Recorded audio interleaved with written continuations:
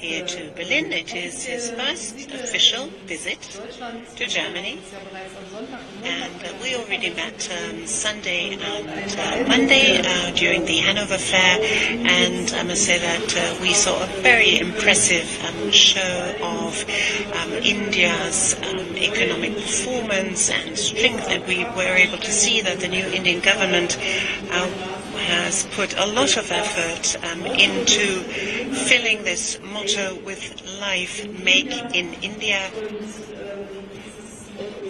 This motto is not only a leitmotif for this trade fair. We have seen that it is filled with life in the sense of a broad-based program, and Germany stands ready to, on the basis of the already existing very good friendship between Germany and India, develop friendship further.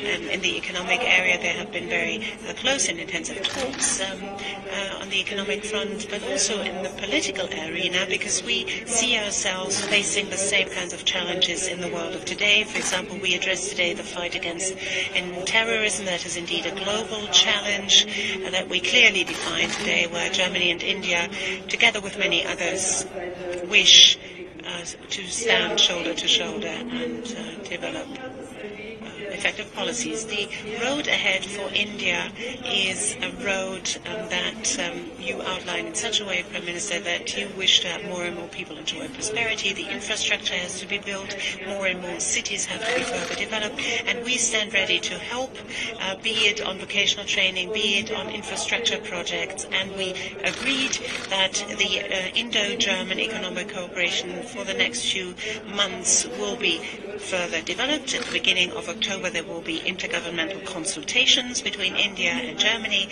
I will bring a lot of members of my cabinet to India at the time, and we will then be able also to take stock of where we stand with what we agreed on during this visit, and what sort of progress we've made. Today we had political exchanges after economic issues have already loomed large on the agenda during the Hanover Trade Fair. We had an exchange also on the situation in the neighboring countries. We share an interest in a good and prosperous and sensible future for Afghanistan. We wish this mission that we have sent to Afghanistan to be crowned by success, that the civilian population there can reap the rewards of it, can enjoy a prosperous and peaceful future. So there was also a lot of common ground that we were able to define here, and we will build on this. We talked about the relationship of the European Union with India. Here we have seen that we share an interest in seeing that talks about the free trade agreement are continued. The negotiations and the negotiating position of the European Commission with regard to India will be supported by us. We've already come a long way, and I think it would be very desirable if we could overcome the last hurdles, but that means each and everyone has to show a spirit of compromise. Also on the European side, we have to accommodate India's views and have to show a spirit of compromise, and I will gladly do what I can in order to bring this forward. So we had very close, very intensive talks. I would like to thank the Prime Minister for coming here with a large delegation. Also, a lot of business people accompanied him. We've seen a very impressive presentation of India during the fair, including the lion, this iconographic lion that we saw during the presentation of your culture and civilization. I think it's very good that your government was able to show your views to the Hanover Fair, and in this way globally, and I'm very much looking forward to seeing you, Prime Minister, in the autumn in India, and I think until then we have made further steps. So yet again, a very warm welcome to you, Prime Minister. Thank you.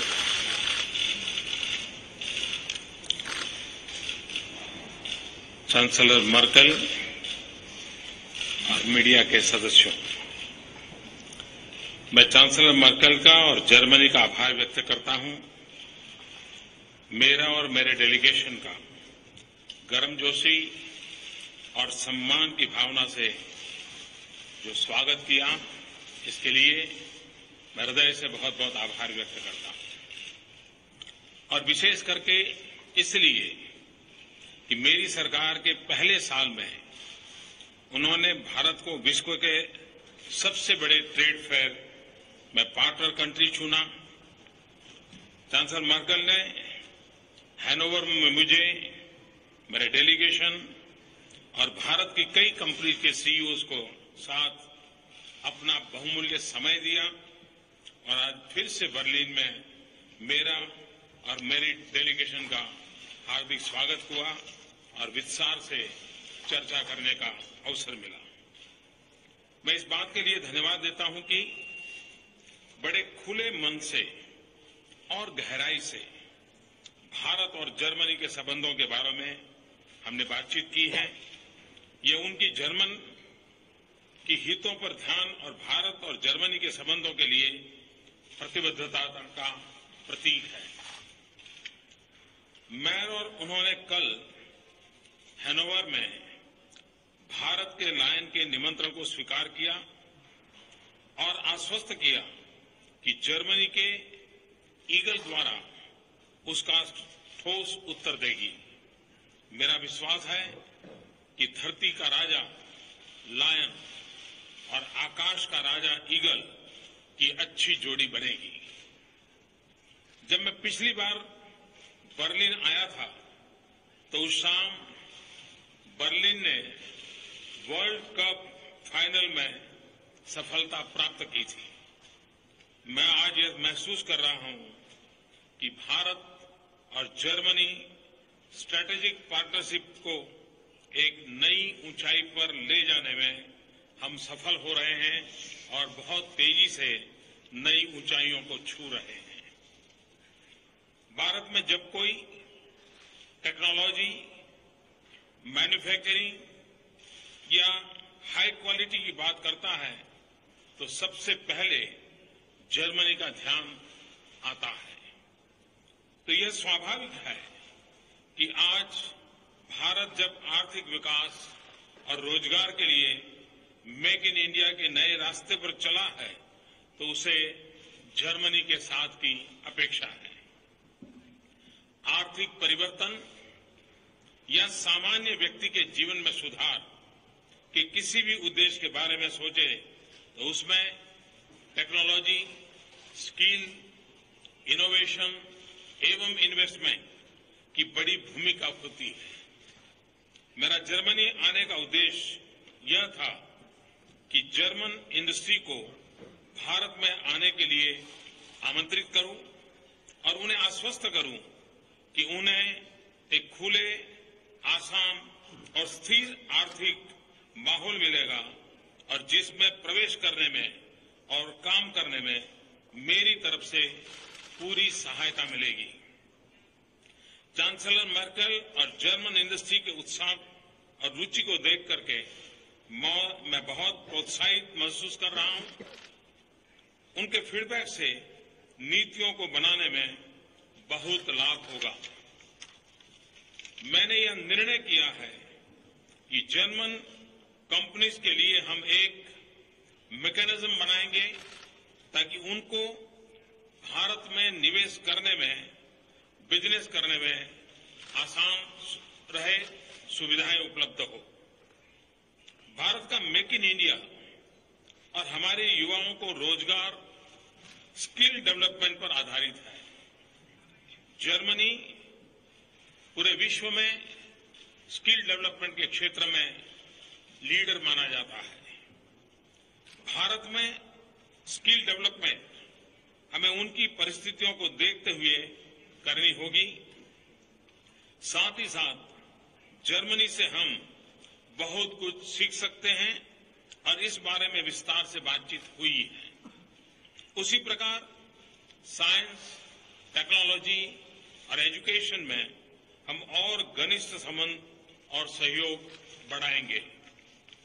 एक क्षेत्र जो मेरे लिए निजी रूप से और देश के लिए बहुत बड़ी प्राथमिकता रखता है वह है रिन्यूएबल एनर्जी और एनर्जी एफिशिएंसी। जैसा कि मैंने पहले कहा कि हमने 175 गीगावाट का रिन्यूएबल एनर्जी का बहुत बड़ा लक्ष्य रखा है। जर्मनी इस क्षेत्र में भारत को बड़े स्तर पर आर्थिक सहयोग कर रहा है।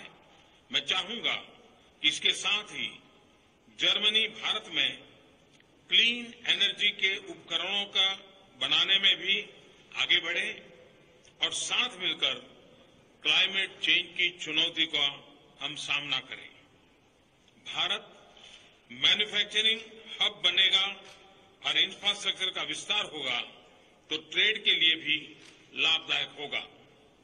आयात की जरूरत और बढ़ेगी और स्वाभाविक है कि इससे जर्मनी की इंडस्ट्री को भी बहुत लाभ होगा। इस संदर्भ में यह भी कहना चाहता हूं कि भारत और European Union broad based trade और इन्वेस्टमेंट एग्रीमेंट पर बातचीत 2 साल से रुकी हुई है। मैंने चांसलर मर्केल से आग्रह किया है कि भारत और यूरोपीय यूनियन की बातचीत को जल्द से शुरू किया जाए तथा संतुलित और दोनों पक्षों के लिए लाभदायक एफटीए संपन्न किया जाए।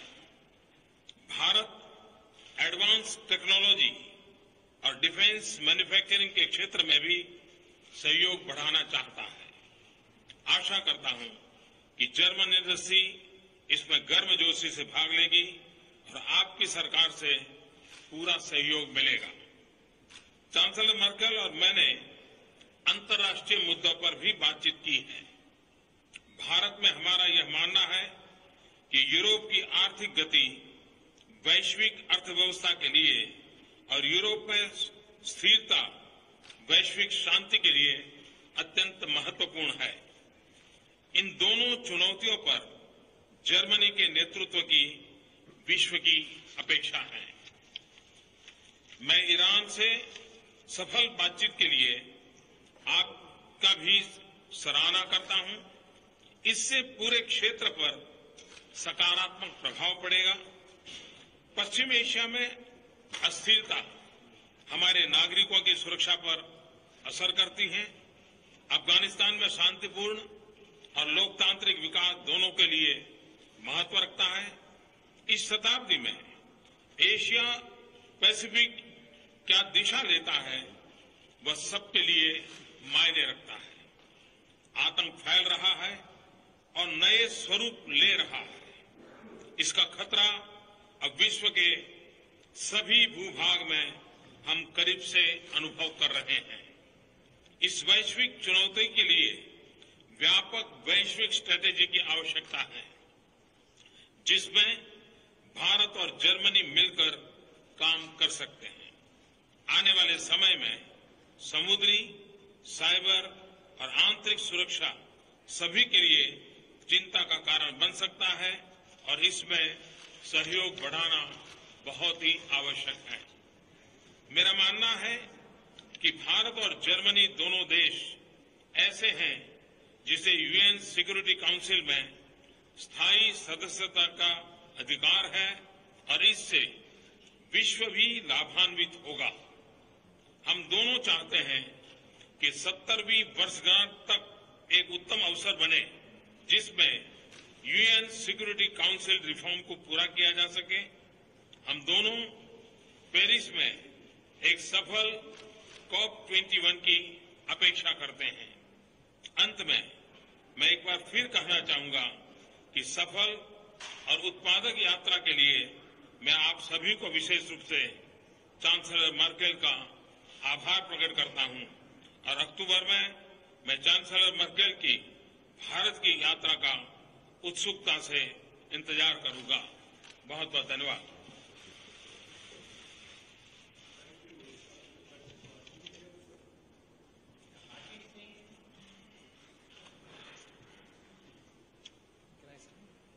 Good afternoon prime minister, good afternoon chancellor Merkel. Prime minister sir, मेरा सवाल आपसे है कि मेक इन इंडिया कहते आपने एक तरह से आपका ड्रीम है ये, इसको लेकर के आप यहाँ आपका प्राइम फोकस है मेक इन इंडिया पे। हैनोवर मेसे में आप गए, आप दोनों ने उसका इनॉग्रेशन किया। सर, इसके अलावा आप यहाँ से जाने वाले हैं एक स्टेशन का भ्रमण करने के लिए। सीमेंस की फैक्ट्री आपने विजिट की, स्किल डेवलपमेंट की बात आपने अभी यहाँ की। इन मुलाकातों में सर, और खास करके हैनोवर मेसे के दौरान इस आपकी यात्रा में अगर मैं आपसे पूछूं कि भारत के लिए टेंजिबल आउटपुट क्या रहा, हम यहाँ से लेके क्या जा रहे हैं, हमें भारत को क्या मिला, आप दोनों की बातचीत में इस बारे में क्या हुआ, अगर आप प्लीज बताएं। आज पूरे विश्व का ध्यान भारत की तरफ जा रहा है। भारत दुनिया की सबसे तेज गति से आगे बढ़ने वाली इकोनॉमी के रूप में उसने अपनी जगह बनाई है। भारत के पास 3 प्रमुख ऐसी सुविधाएं हैं जो विश्व में किसी के पास नहीं है। Demographic dividend, democracy and demand. और इन तीनों बातों को देखें तो भारत में मैन्युफैक्चरिंग हब बनने की पूरी संभावना है, जहां लो कॉस्ट मैन्युफैक्चरिंग हो, जीरो डिफेक्ट, जीरो इफेक्ट के साथ हो, और दुनिया के सभी इन्वेस्टर्स के लिए भारत एक ऐसी जगह है कि जहां पर विपुल मात्रा में वर्कफोर्स है, जहां बहुत बड़ी मात्रा में डोमेस्टिक डिमांड है, और जहां की डेमोक्रेटिक वैल्यूज हैं जो जर्मनी और भारत दोनों समान रूप से शेयर करते हैं। तो एक ऐसा माहौल है कि जिसके कारण विश्व के अनेक देशों को और जर्मनी को विशेष रूप से भारत अनुकूल है। जर्मनी की ताकत है मैन्युफैक्चरिंग। विश्व की आवश्यकताओं की पूर्ति के लिए जर्मन कंपनी और भारत देश का माहौल, ये दोनों मिलकर के काम करें तो विश्व की अनेक आवश्यकताओं को हम बहुत अच्छे ढंग से पूरा कर सकते हैं। भारत का वर्कफोर्स जो कि इस मैन्युफैक्चरिंग सेक्टर में तैयार होगा, वो आने वाले दिनों में एक वर्ल्ड वर्कफोर्स के रूप में कन्वर्ट हो सकता है। भारत में रोजगार ये सबसे बड़ी आवश्यकता है, और इसलिए हमारा ध्यान मैन्युफैक्चरिंग हब बनाने की दिशा में है। हैनोवर फेयर में जितनी कंपनियां मिली, बाद में चांसलर मर्केल ने एक शाम डिनर रखा था यहां के इंडस्ट्रियल हाउसेस के साथ, उसमें भी विस्तार से चर्चा हुई है। और मैं देख रहा हूं कि चाहे स्किल डेवलपमेंट का काम हो, चाहे वोकेशनल एजुकेशन की बात हो, चाहे रेलवे में टेक्नोलॉजी अपग्रेडेशन हो, अब एक्सपांशन हो, डिफेंस मैन्युफैक्चरिंग सेक्टर का काम हो, इंजीनियरिंग सेक्टर के विकास की नई क्षितिजें हो, सभी क्षेत्रों में आज जर्मन कंपनियां भारत के साथ मिलकर के काम करने के लिए तैयार है। और मेरा और चांसलर मर्केल के साथ बीच जो बातचीत हुई है, उसके कारण इन कंपनियों का भी विश्वास बढ़ा है, और उन कंपनियों का विश्वास बढ़ा है ताकि मुझे लगता है कि आने वाले दिनों में ह्यूमन रिसोर्स डेवलपमेंट का काम हो, प्रोफेशनल मैनेजमेंट का काम हो, मैन्युफैक्चरिंग की दिशा में आगे बढ़ने की बात हो, सभी क्षेत्रों में जर्मनी और भारत सफलतापूर्वक आगे बढ़ेंगे। इस विश्वास के साथ मैं आज यहां से लौट रहा हूं।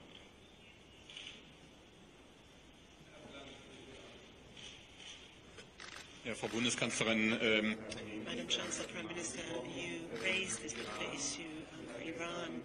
Yesterday, the Russian President, President Putin, imposed a delivery stop has lifted a delivery stop against modern anti-aircraft systems. Do you think that this is an infringement of the sanctions against Iran? And do you think that that is a problem, maybe a problem for the return of Mr. Putin to an international negotiating table? I think that first and foremost that before Easter this framework agreement was put in place was a very important step, and I think a subsequent step needs to follow, namely to turn this into an agreement that can be signed. I would plead for, if possible, lifting sanctions in concert with everyone, but making any predictions as to how discussions are continued, P5 plus Germany and Iran, that is something that needs to be continued. That is the work ahead, and this is what I'm going to concentrate on most.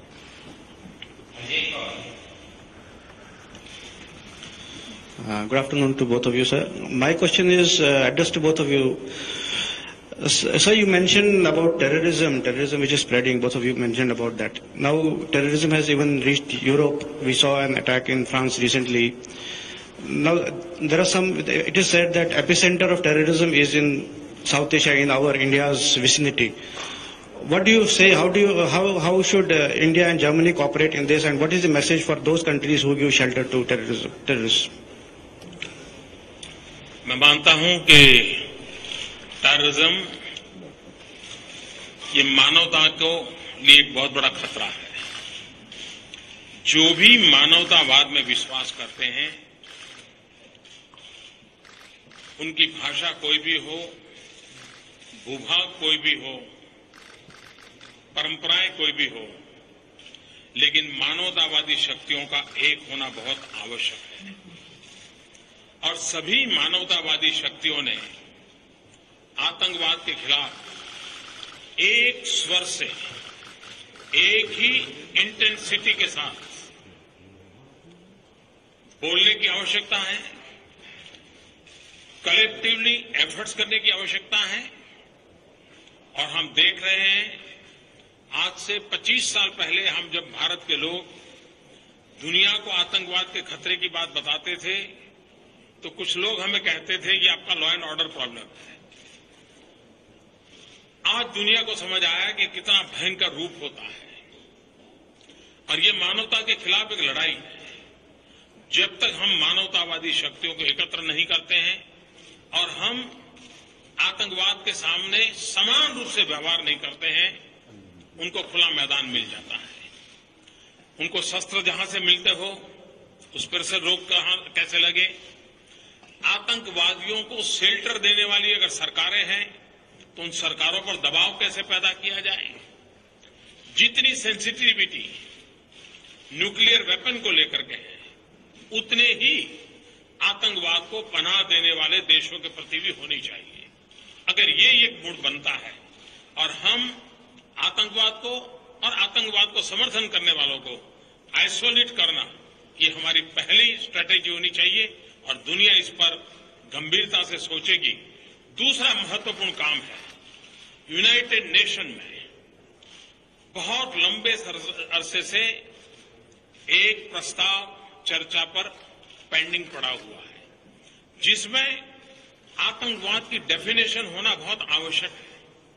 मैं चाहूंगा कि जब United nation अपने 70 साल पूर्ण करने जा रहा है, उस रिजोल्यूशन को पारित करें, डिफाइन करें और दुनिया के लोगों के लिए बंधनकर्ता चीजों का रेगुलेशन तैयार करें, तब जाकर के एक प्लेटफॉर्म पर से इस मानवता विरोधी प्रवृत्तियों के खिलाफ दुनिया को एकत्र किया जा सकता है। मैं चांसलर मर्केल के विचारों से परिचित हूं। वे आतंकवाद के खिलाफ उतने ही स्पष्ट विचार रखती हैं जितना कि हम भारत के लोग, जो पिछले 30 साल से आतंकवाद से परेशान है, हम अनुभव करते हैं। और मैं मानता हूं कि अब पूरी दुनिया जिस प्रकार से आतंकवाद फैल रहा है, और अधिक सजग बन करके और साथ मिल करके इस मानवता की रक्षा के लिए काम करेगी।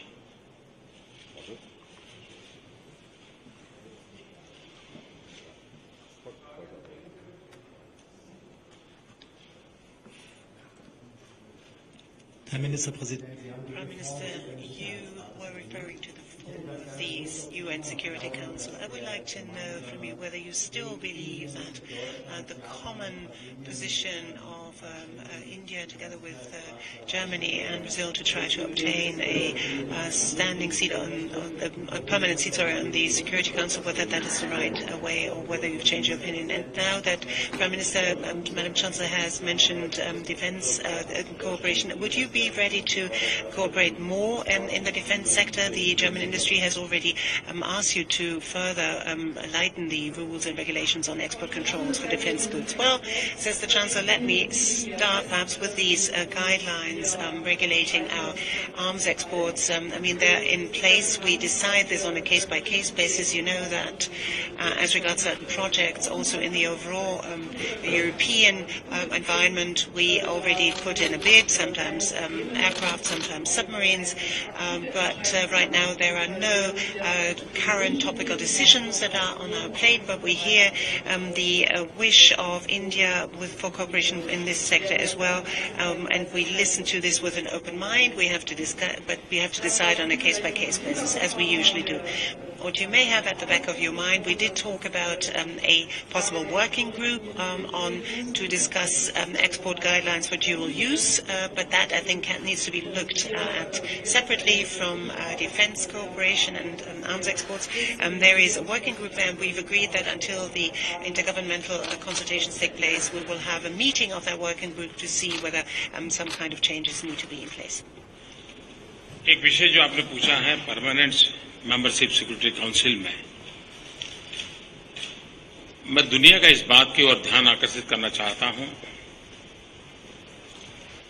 आप जानते हैं कि ये वर्ष यूएन के 70 साल हो रहे हैं और पूरा विश्व ये वर्ष प्रथम विश्व युद्ध की शताब्दी का वर्ष से गुजर रहा है।